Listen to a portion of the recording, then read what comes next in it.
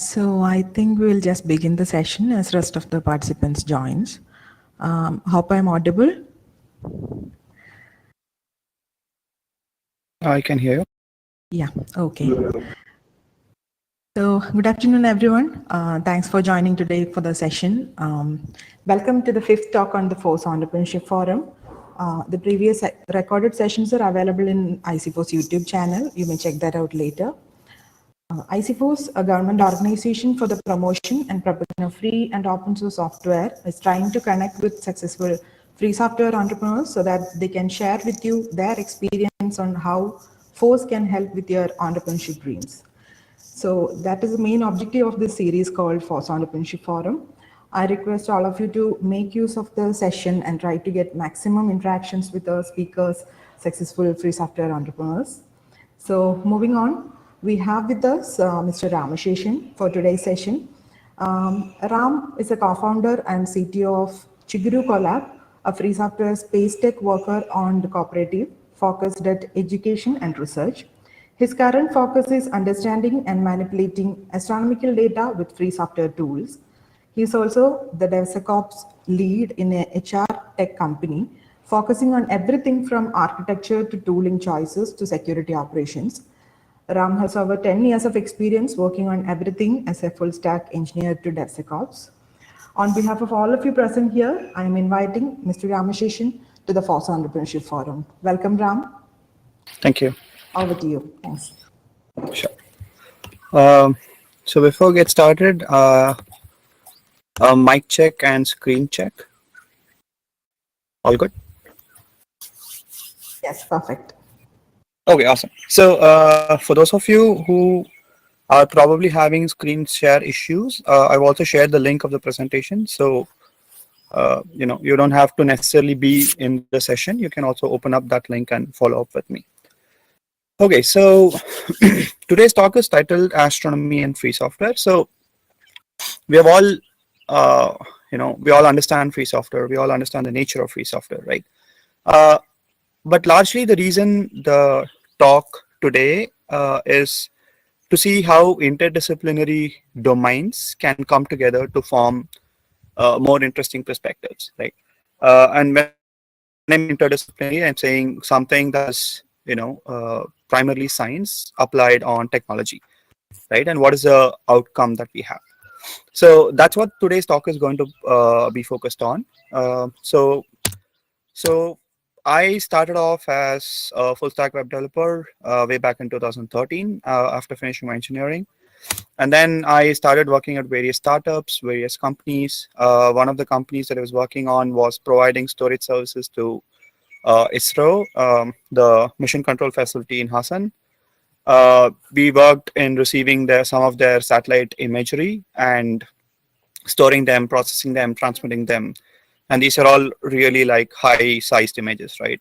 Going in a few gigabytes. I'm not talking about 1 GB, 2 GB images. I'm talking about 60 GB, 80 GB images, right? So we used to provide the storage backend for storage of all of these images. From then on, I've been working in a HR tech company here in Bangalore, and I work as a lead DevSecOps engineer. So like Anjali told, I focus on everything from designing products, making tool choices, how to deploy it, how to secure it, what compliance regulations we have to adhere to, from policy to GDPR to various compliance related stuff. So parallelly, I have also co-founded Chiguru Collab along with another colleague of mine, Surender and Anupama.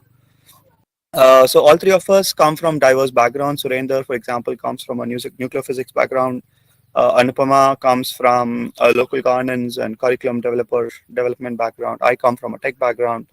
So what we do at Chiguru is to see how astronomy and technology can come together, both for education and also for research, right? Apart from that, I also work on another project called the Astro Digital Library, which also I'll be talking about. This is in collaboration with Open Space Foundation, where we are trying to see how people and astronomy with free software go together, right? So that's what I mean by intersectionality. What I primarily work is not on one domain, but how do I apply the idea of free software, open hardware, Creative Commons, to various domains, and see what that leads to. That's primarily what my focus is. So let's start with basic things, right? What do you all think is astronomy? In your view, what is astronomy? If you have to define astronomy, what is it?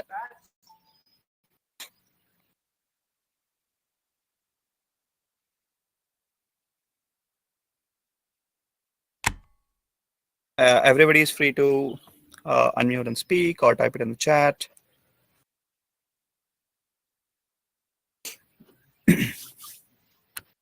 Anybody?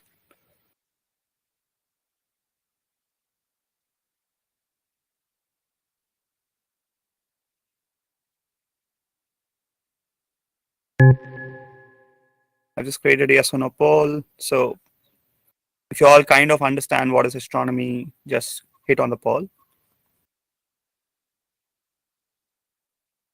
Okay, interesting. Okay, so all of us then some way or the other have heard of this thing called astronomy. Like Salman says, it is space science, right? But what more than that do we know, right? Can you name something you see in the sky? What do you commonly see in the sky? Stars, yes. What else? Stars, planets. Can you be more specific? Like, can you name a star? Can you name a planet? Can you name a galaxy?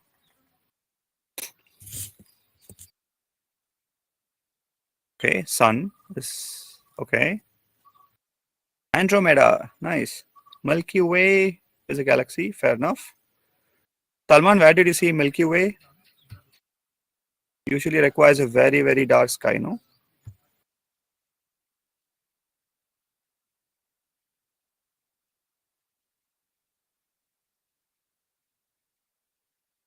Okay, so I see in photos only. Okay, fair enough.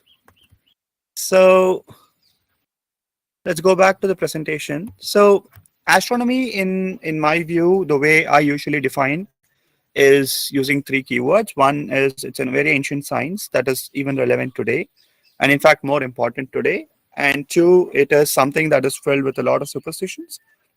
And three, it's a very, very interdisciplinary domain that we have to understand. And when I mean by ancient science, what I'm talking about is something as simple as how does the visibility of the moon define, for example, how long is a month, right?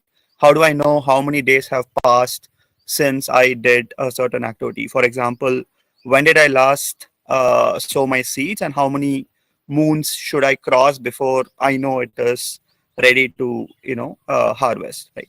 So things like this. So astronomy, while initially started as something about the sky, but eventually transformed into what we call as a science of time, which started defining how long have we been going forward, what is it that we do, etc. And then it slowly started giving more clues in the name of, when does low tides come in, when does high tides come in, what's the correlation of these things, how does the gravitational energies play in, right? So it evolved into various domains today, but largely astronomy was the most fundamental common people's ancient science, right? This is a science that everyone understood, everyone could see, everyone could visualize, everyone could feel, right? So that's what I mean by ancient science. And when I mean by superstitions, for example, I think many of us would have faced this thing called, if it's eclipsed, then pregnant women should not come out, you're not supposed to eat, all of these superstitions, right? But in reality, it's just a shadow experiment, right? So two things are just crossing each other and it's just creating a shadow. That's all eclipse is. But then something as simple as this has such a strong superstitional tradition in our livelihood that starts defining not just, what we should do, but also starts defining how we should live our life, right? How can someone guess what is this? What is the picture?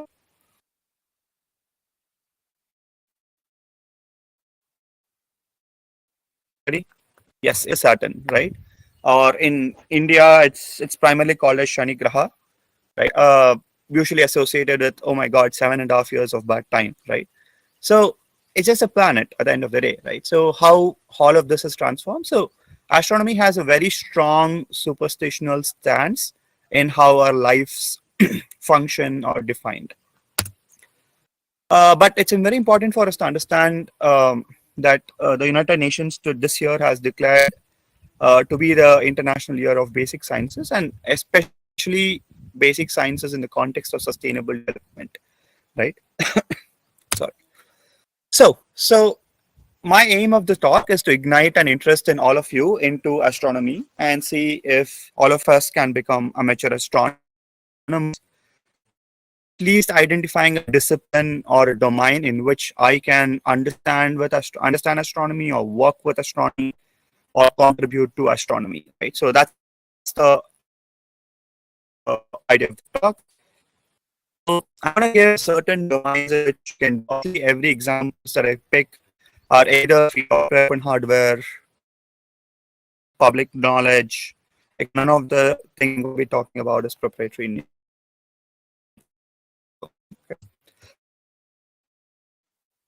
So if you have say just on light of night, right? Is what is called as night sky observation, right? So you can start watching the sun, moon, stars, and planets. Uh,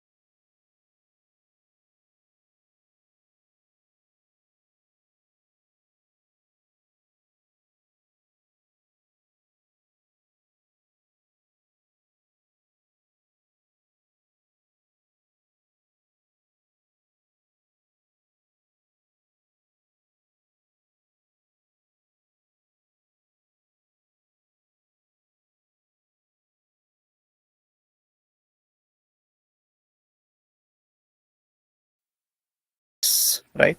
So you can literally see at this point in time, at about 11:30 a.m. is when the Orion constellation is going to start coming up.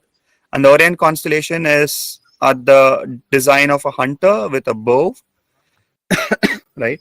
And then if you continue to slowly go up, you will see other constellations. So Stellarium is one beautiful tool which where the design of the tool, where the data of the tool in itself on how it functions, the whole thing is free software and open data, right? There's just a basic example of what you can achieve with free software and astronomy, right? So I'm going to highly recommend all of you to go and explore this tool. It's pretty easy. I'll teach you certain basics. So once you open Stellarium, in the top left, you will have what is called as a location window. Select it, search for your location, just say add to list and close, and you already have it, right? So if you're someone who's worried, I don't know what to do, how is it going to be, just enable all the options that you can. If you just hover over it, you will know what is what. Just enable options, and then here you will have the time button, and you can just start playing around. Just choose which side of the sky you want to look. Do you want to look at the north sky, the western sky, the southern sky, or eastern sky, and you're done. But roughly, this is what your sky is going to look. When you lie down and look above the sky, this is what your sky is going to look like. That's so beautiful, right? All this constellations, the way we have imagined these stars to be representing something. This is so beautiful.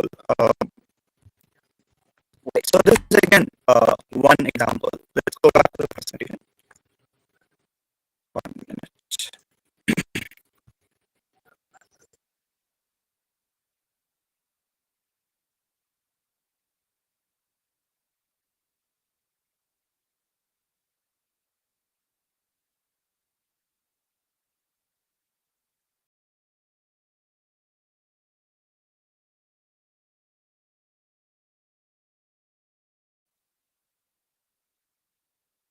Okay, got it. Okay.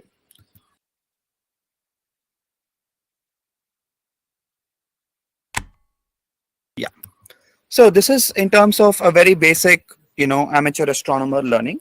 Now let's go into very specific ideals of free software and astronomy, right? So let's say you're someone who's having an acute interest in communication. So here's a path we can take. And all of this is again designable by your own hands. All of these are open hardware.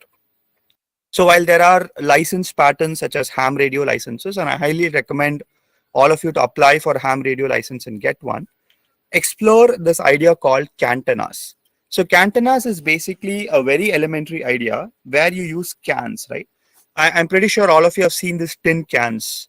Um, Today you get these gulab jamun dabbas, right? Gulab jamun dabbas and rasgulla dabbas that is like this size and this thick. So you can buy 2 or 3 of those dabbas from your scrape shop nearby, and you can actually build an antenna by itself, right? And just go around, search for cantenas. You can easily build a very, very basic point-to-point communication systems using antennas. And that's your starting point as an astronomer, as an amateur astronomer in radio communication. But slowly, as you start growing, you will understand how to increase the scope of the antennas, how to increase the range of your antennas. And from there, what you're going to be landing at is also what is called as radio astronomy. Well, radio astronomy is a unidirectional receiver. It's not a two-way communication system. Radio astronomy is where you receive data, you analyze how as something as simple as what chemical components does this star or planet that I'm reading is constituting of, right? That's easy to identify. So multiple things like on radio astronomy can be done. And this is if you're someone who is having an acute interest in communication, this is something you do. Again, the keywords that you should be looking out for is cantenas. All of those are open hardware. But let's say all of this sounds very high. All you can do is just buy a Pepsi, a tin Pepsi, cut it in between, right? So you have a circle like this, just cut it like this. And if you go to a place where you don't have mobile network, for example, let's say just hovering over that one point, about to be roaming, but then you don't get signal also, you're struggling, just take that foil that you cut and keep your phone in between, and you'll already see that the communication booming up, right? Very fundamental things of antenna building is something you should have an interest in terms of astronomy and communication. Now, this is something we are building right now at Chiguru. We are trying to build what we call as a radio ground station, sorry, a satellite ground station. And again, all of these, there are open hardware designs, open designs available. Your screen is not visible. Okay, I'm sorry.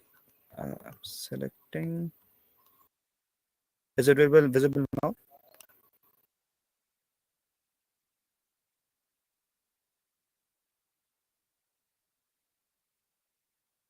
Hi, hold on, sorry. Some issue.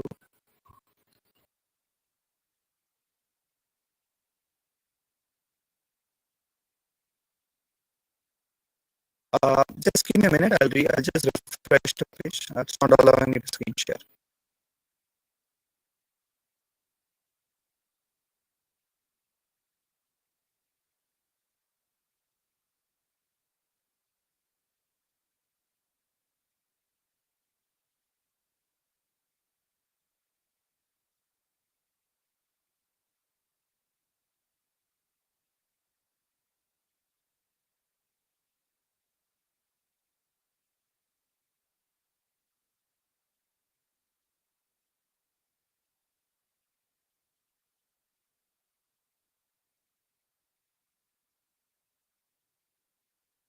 Hi, Anjali, can you just make me presenter again? I'm sorry.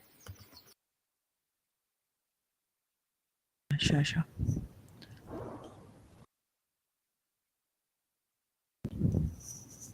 Okay.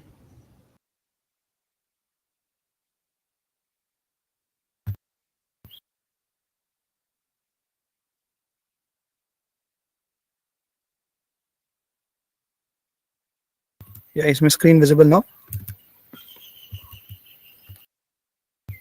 Yeah, visible now. Okay, awesome. Yeah. So let's say you're someone who is having an interest in electronics and hardware. So we are trying to, at Chiguru, we are just trying to build what we call as the satellite ground station recently. We have just started this experiment to see if we can build our own satellite ground station as a receiving station, right? And what we're exploring is a combination of RTL SDR dongle and Raspberry Pi. And obviously you need some kind of a dome to receive and concentrate things. And again, none of this is going to be a new invention. Most of the people have built it. They have published all of their learnings. The challenge here really is to use commodity available components to build these ground station, right? And it's important to use commodity components to build these ground stations, because that is when you can take science back to the hands of the people. And that's when the idea of exploration in science, right? That's when it starts booming. And so that's exactly why we are exploring this model of using RTL SDR with a combination of Raspberry Pi to build this.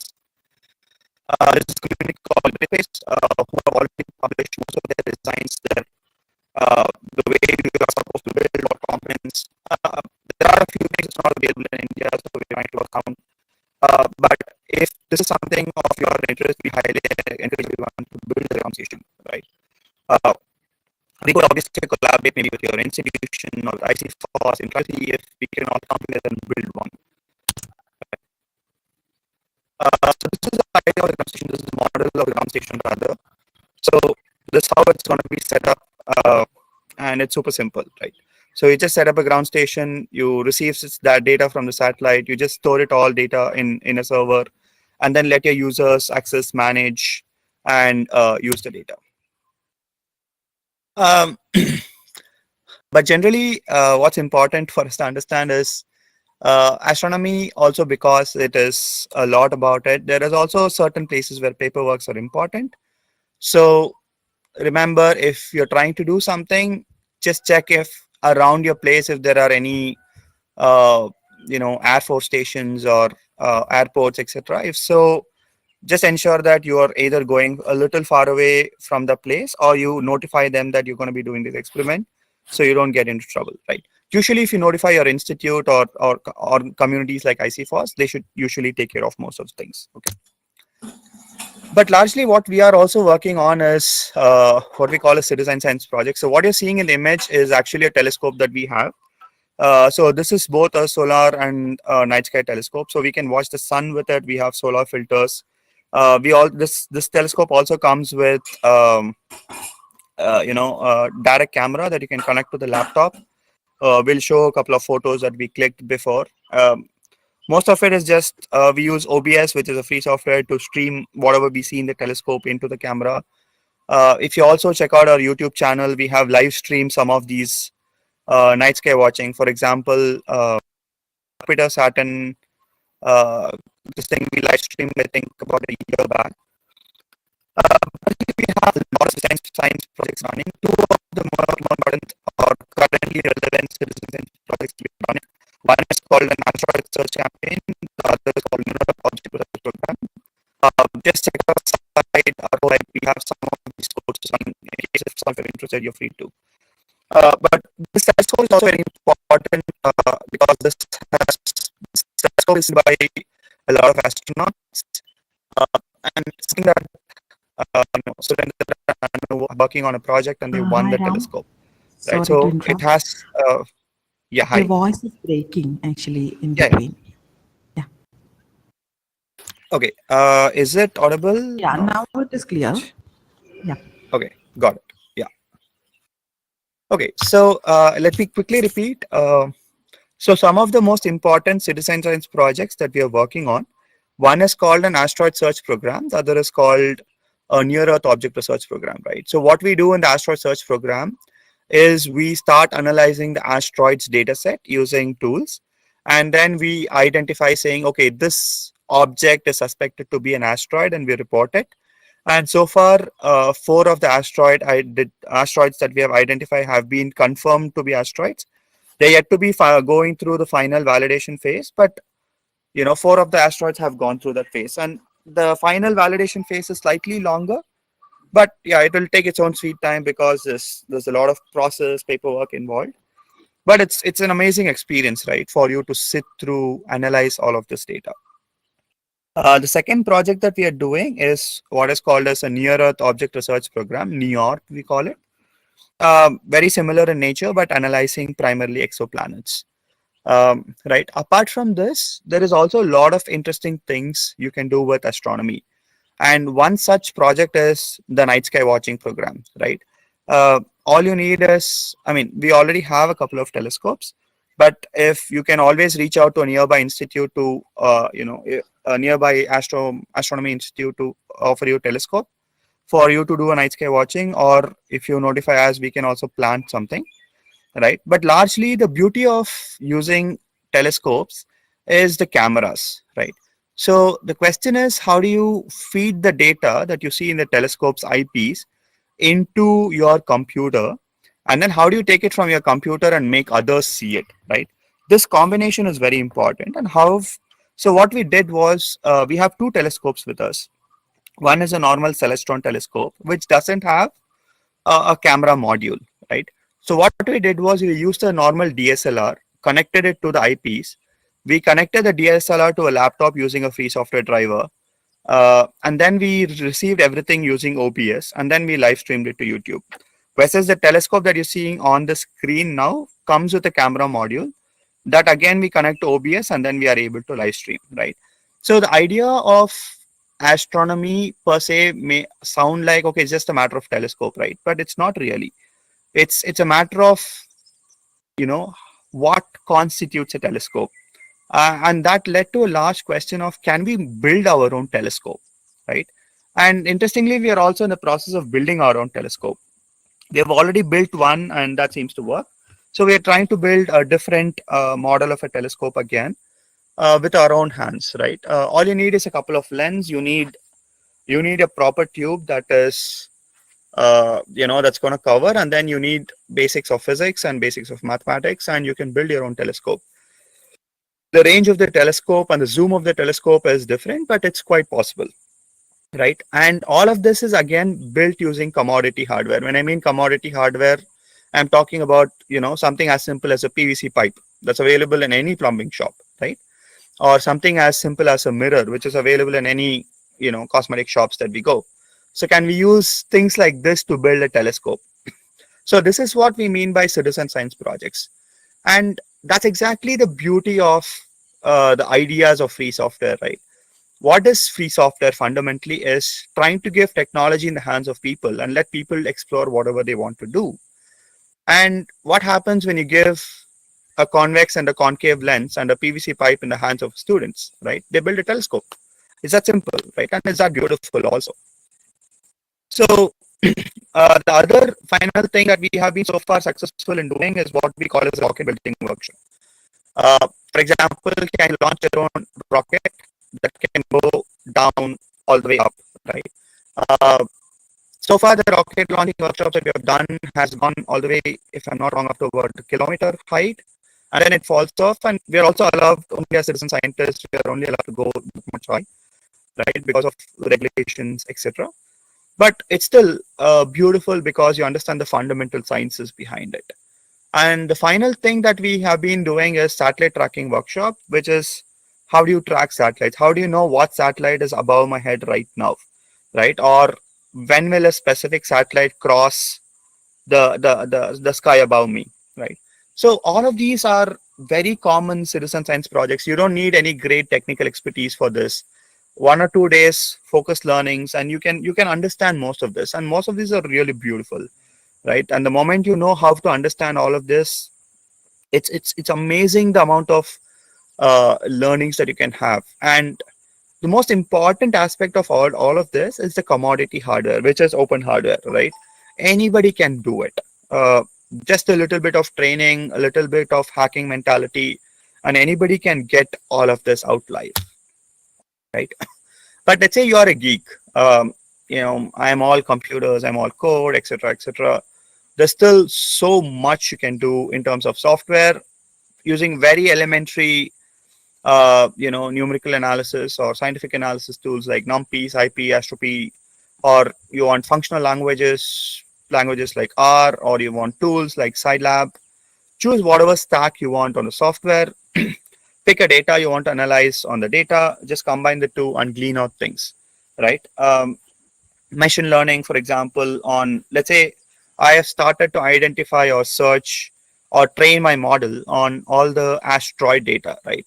What am I training them on? Let's say I want to train them on identifying what minerals is each asteroid comprising of. So then, given then a specific asteroid data set, can my machine learning model predict what materials is this asteroid consisting of, right? So things like this, these are beautiful machine learning experiments that you can do. Something we are also experimenting, working out, not as a product or anything, just for fun, for the sake of hacking it, right? And it's beautiful when you start analyzing this data, when you start understanding this data largely. I'm not sure how many of you have watched this movie called Never Look Up. I highly recommend all of you watch this movie called Never Look Up. Okay, I'll just type it in the chat. It's a beautiful movie. Yeah. Right. So that brings me to this thing of what is it that we are currently focused on as immediate problems that we're trying to understand in terms of research. The first problem that we're trying to understand in terms of research is data astronomy, right? And when I mean data astronomy, I'm talking about this. How do I take in numerical computational languages, scientific computational languages, and functional computational languages and start understanding various data sets that's available and see what kind of modular predictions can we do on some of these data sets. This is something we are working on, and there is a lot of work we are doing on this. Although most of this is yet to be published, all of these are internal hackings, but it is being done, and there is a lot of work to be done in this domain. And two, like I told before, we are trying to build a ground station. We have identified a place. We've been working with some of the people, their friends and their lands, and we're trying to establish a ground station in a place called Tumbur, here at Karnataka. Right. So it's a beautiful place. I'm sitting in Tumbur right now. It's a beautiful night sky spot also where I'm sitting. So we usually organize the night sky watchings also. So we thought this is also a good place, but we're also exploring other cities, other states, districts, where such ground stations can be built. And more importantly, how many people can come together to build this ground station, right? What forms of collaborations can take this? And very important to understand that a ground station is not just, one dome that is set up. It requires an interdisciplinary set of people coming in. You need radio communication people, you need people from electronics, you need people who are technical, meaning free software, open hardware. So you need all of them. You need physicists to also come together to teach you or to tell you what is it that you're receiving, what wavelength, etc., right? So you have a lot of people, people with multiple skills coming together to build this ground station. It's a beautiful experiment to do. If any of you are interested, I highly recommend you to reach out to us and we can see how we can build one at your place. The third one, like I told before, is Astronomy Research, which is where we are researching on exoplanets, on asteroids, etc. And we are also running a couple of courses on this. So if any of you are interested in these things, you can join some of our courses, right? So what you see on the presentation now is this is the fourth thing that we are doing, what we call as astrophotography. This is a photo of a night sky that we clicked. And what is important for us to understand is this was clicked on a normal commodity mobile phone.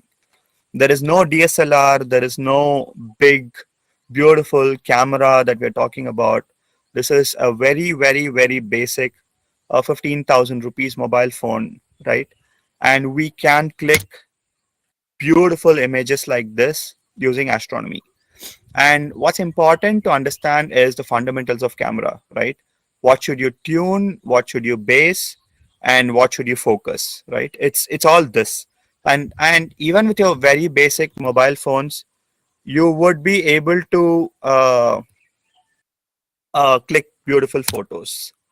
And the final thing that we are exploring, this is Tumkur that I was talking about.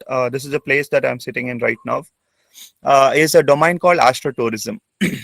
Now, don't go by the word tourism. We're not talking about going there, just enjoying resort types. No, that's not what we're talking about. We're talking about going to dark sky spaces, carry our telescopes, carry our binoculars, carry our phones, and see what can we spot in the sky, right? How does Orion look like in a good night sky? And there's a beautiful space. I'll see, I'm not sure if you all see my camera. I can show you the place, right? This is the place. This is surrounded by hills, a lot of hills.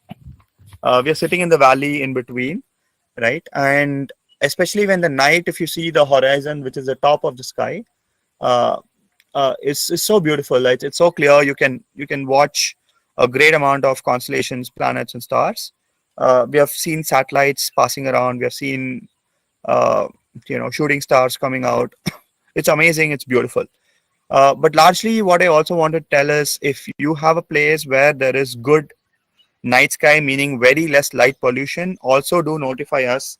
We would love to carry a telescope to your place, set it up there, watch the sky from there, click some photos, and just see how beautiful the night sky is, right? And we can also work with probably your local panchayat or your institution, and if required, we can pull in your friends, help everyone see the night sky. But the final thing that I'm working on, and that's very important at the intersection of all of this, is astronomy and people, right? All of this for people probably like us who are interested in intellectual stuff is cool. But what about the common people, right?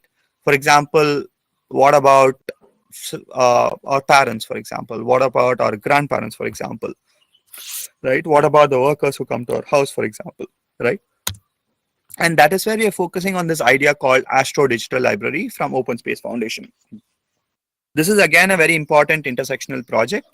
So what Astro Digital Library focuses on is, how about we set up a couple of Wi-Fi hotspots in your village, right? And so in one of those Wi-Fi hotspots, and let's say you have access to all the astronomical books, videos, etc.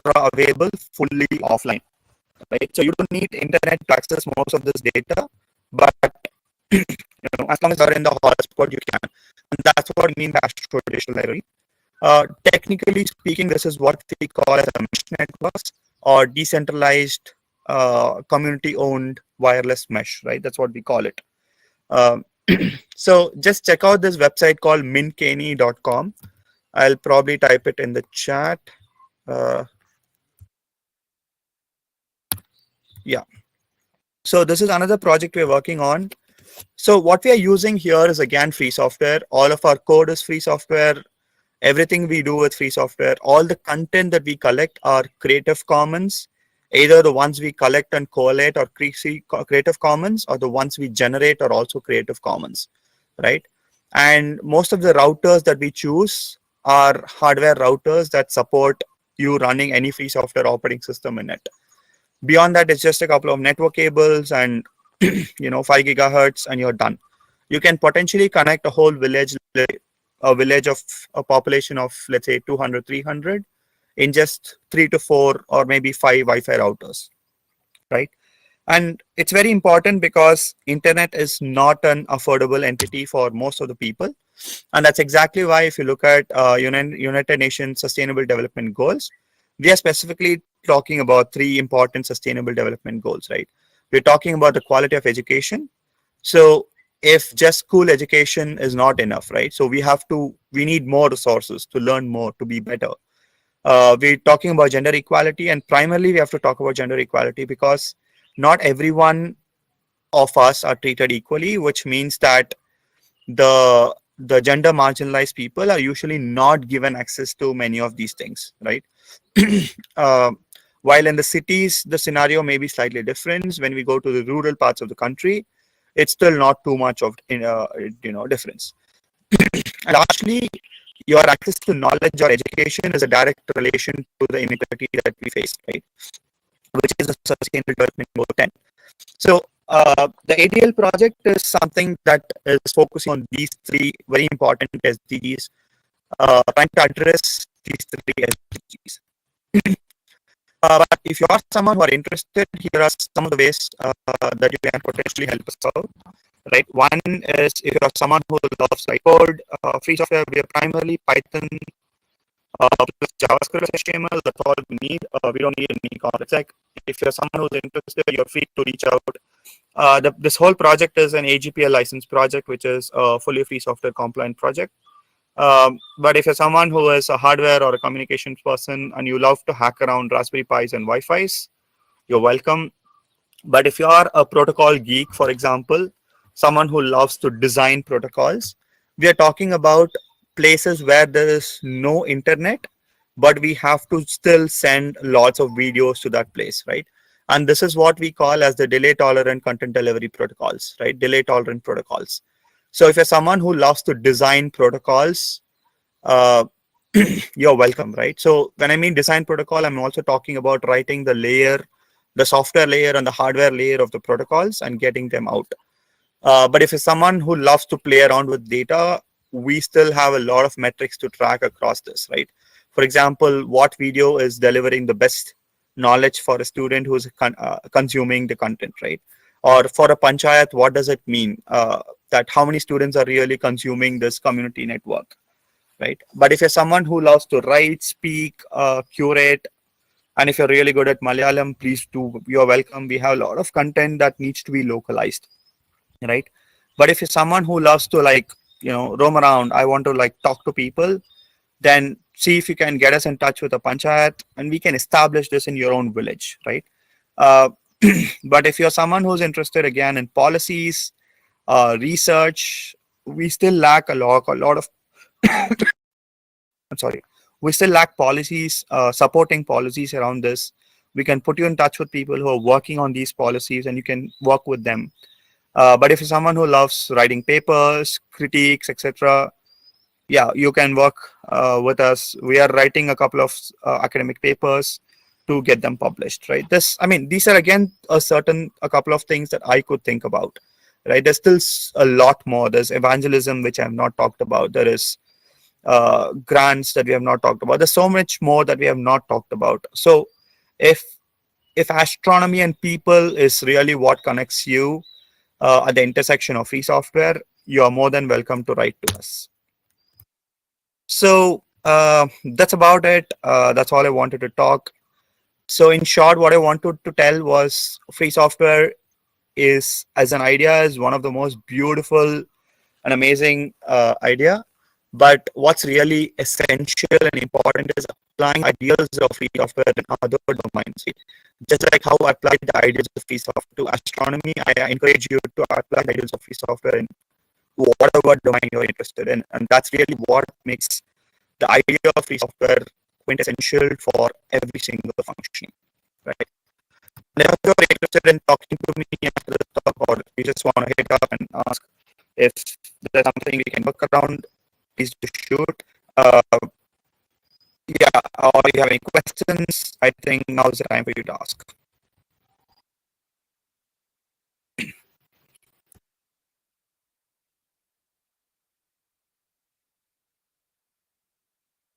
Oh, thank you for sharing that interesting story with us, Ram. I think the forum is now open for questions, and participants can turn on the mic and ask your questions, if any, or you can type it in the chat box down there.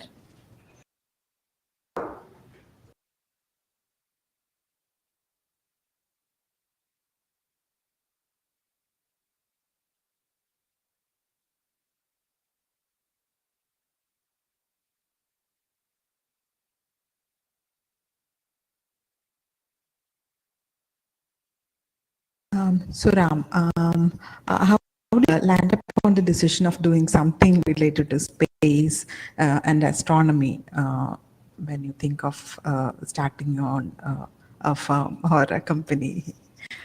How did it happen, actually? Yeah, I think Chiguru took this twist about 6 months back, I think. So Chiguru was formed way back in 2020. Okay, I'm going to stop my screen share and video. Is my audio better now? Hello? Hello? Yeah, your audio is clear. Okay, awesome. So, so I know in the person who just told audio is clear is another co-founder of Chiguru, Surinder. So when we formed Chiguru, initially it was supposed to be just another tech firm focusing on making a livelihood out of free software. But what we realized soon is, where do we do free software, right? So free software is cool, great, but where do we apply free software? So when we started Chiguru, we were running a Big Blue Button platform called Classmeet. Some of you could have heard about it. We shut it down just last month because we wanted to focus full time on astronomy. We didn't have the time to focus on Big Blue Button, right? It was a good 1.5 year old project. The first project, in fact, that we started, we deployed Big Blue Button. We wrote a live streaming layer around Big Blue Button, which could do multi-streaming, right? And when I mean multi-streaming, Big Blue Button talk can be live streamed to both YouTube and Facebook Live at the same time, right? Which is not something that many platforms offered. They all offered one of these. And even now, most platforms just offer one of these, right? So, and then slowly when me, Surinder and others were sitting down and discussing, what we realized was, we're all talking free software, we're all talking astronomy, but we're not bringing these two domains together, right? So that's when we were like, okay, we already have telescopes in hand. We have people who know astronomy with us. Surinder and Anu have astronomy background.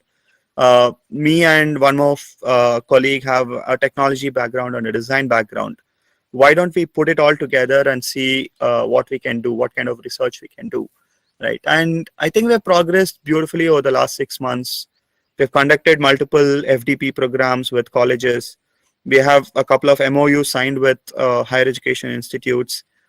We are working on astrobiology based research. So there are quite a lot of things that we have transformed in the last 6 months. We have been successfully running multiple asteroid search programs, near Earth objects, planet research programs. And largely, most of this is thanks to free software, right? I mean, Close to none of this would have been possible otherwise. Although in one or two places, because there is no other alternatives, we're still forced to use proprietary software. We are already in the conversation of discussing why don't we write free software alternatives for these, right? And one such free software alternative that we're working on is again an astronomy-based operating system that is Debian GNU Linux based, right? Why can't we combine most of these tools into one operating system for everyone, right? So you want to learn astronomy, just live boot this operating system and you have everything you need for astronomy. So largely astronomy we chose primarily because Surinder and Anu were there, whose domain was astronomy. But largely the reason we picked it is because free software by itself is just a tool, right? It's the application of the tool that really makes the difference, and that was astronomy for us in free software.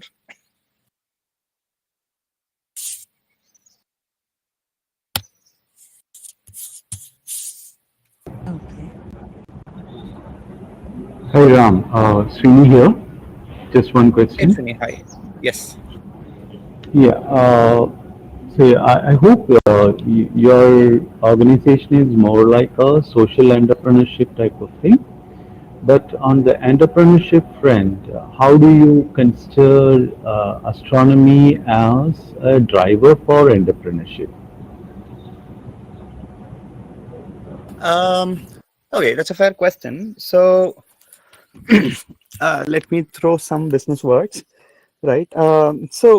When we talk about astronomy as an entrepreneur, or generally as any product market, right, that you pick as an entrepreneur, there are very specific data points that we have to talk about. And one such data point is called the TAM-SAM SOM. TAM-SAM SOM is abbreviated as Total Addressable Market, Service Addressable Market, and Service Acquirable Market, right? So today, astronomy in India, or I think in India, is just a $7 billion industry, right? There's hardly countable number of people who are actually working on astronomy, and most of the the number of launches that we have done or the discoveries that we have done is done by just a handful of people. Now, what India has committed in the National Forum is to grow by 2024 to a $50 billion industry. And growing from a $7 billion industry to a $50 billion industry is not at all a small task. And one of the two fundamental things are required, right? One, you need a lot of human resource. And two, you need a lot of research and development, right? So when we combine these two, what if you can produce skilled people in various astronomical research, at the same time also have the ability to collaborate with higher institutions and do these research or conduct these research and contribute multiple data points back, right? As an entrepreneur, at least as entrepreneurs in Chiguru, that is the intersection that we are working on and that we are seeing, right? We know a lot of researchers ourselves personally, right? And these researchers are people who have retired from ISRO, who are probably currently scientists at various institutions. Some of them are doing their higher education, PhD, postdoctorates, etc. Some of them working in the industry. So we have collaborated with so many people.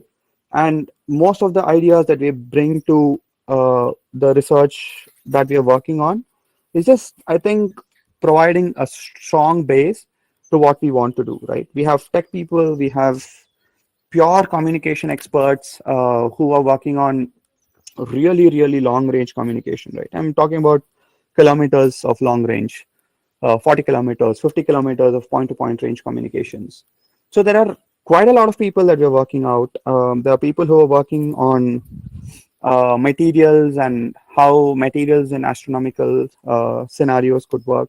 So there's quite a lot of scope as an entrepreneur if you want to, jump into astronomy. But at the same time, what's important for you to understand is what context you have, right? And that's really what is going to define what is the uniqueness that you're going to bring to the domain, right? But largely to summarize this answer, India is looking to grow by 2024. That's in another 2 years from $7 billion to $50 billion, right? And that is at least at least a 6x growth, right? And achieving a 6x growth in just 2 years is not really easy problem. And I think our government requires a lot of support in that lines. Thank you, Ram. That's very interesting. Are there any specific advices for the upcoming professionals who look towards building an enterprise or what we call a small firm with some of the low-hanging fruits which they can consider on uh, before they move seriously into this? So I think that's a beautiful question. So I would say start with education, right? Start with exploration and education, in fact. Explore the night sky, start using stellarium, watch the night sky, and that's really what kicks you into astronomy. But once you have kicked into astronomy, there are various courses that we can collaborate on. That lot of courses that we run to help you understand, right? So you can either reach out to me on my email, and I can redirect you to some of the courses, or there are some collaborations that we are working out on, right? We sign MOUs with your institution, so you can officially do some of these research in your own institute, right? You don't have to either come online or you don't have to come to our place, etc. We can conduct or form a small group of students with mentors in your own institution, and you can continue to do some of these research. And it could be anything. It could be anything starting from, basic object detection or identification to interdisciplinary domains like data astronomy or astrobiology, uh, or core physics even, right? It really depends on what your interest is and what kind of people are coming together, right? Just 4 or 5 people, I think, should be good enough to kickstart most of these research. I mean, you all need not even be from the same institute, even in same locality or in a place where you can all work together. Anything works, right? Um, but largely, apart from that, I would highly recommend all of you to be hackers and makers, right? Go around. There is a ton of resource available on the internet. The Cantonas is one good idea for you to kickstart, play around, experiment. I mean, it's okay if you can do a point-to-point of 100 meters, right? What's wrong? 100 meters is still 100 meters, right? So tinker around, make things, break things. That's very fundamental, right? And don't loosen heart. And you can always reach out to us. Let's say if you're stuck with something, we will see if we can help you. It's a problem that we have come across. We'll tell you. But apart from that, we can also, conduct maybe focused workshops for you. Let's say you have a lot of people who are interested. Maybe focused workshops would also help you, kickstart yourself, right? But like everyone, I'm just going to say there's no direct answer, but the only advice that I would give is to make and hack, right? And that's your kickstart. And don't be shy. Just ask questions. It's okay. There are no poor questions. There are no basic questions. There are no stupid questions. There are just questions. Just ask. Thank you, Ram. Yeah.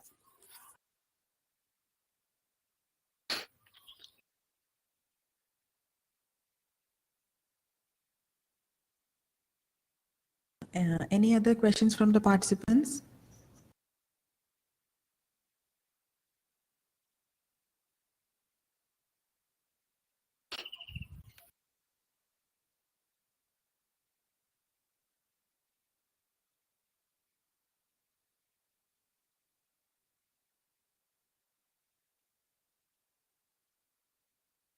So I think there are no more questions. So it's time for us to wrap up the session. Thank you, Ram, for your time and efforts. Thank you so much for sharing your inspiring journey with us. Thank you, all the participants. Thank you all for providing the opportunity and the platform. I hope we'll work together very soon. Yeah, sure. Bye-bye. Looking forward. Yeah, thanks. Thank You all the participants for the participation support. We are planning to conduct this sessions in every month. So requesting all your cooperation. Thank you all. Thank you so much.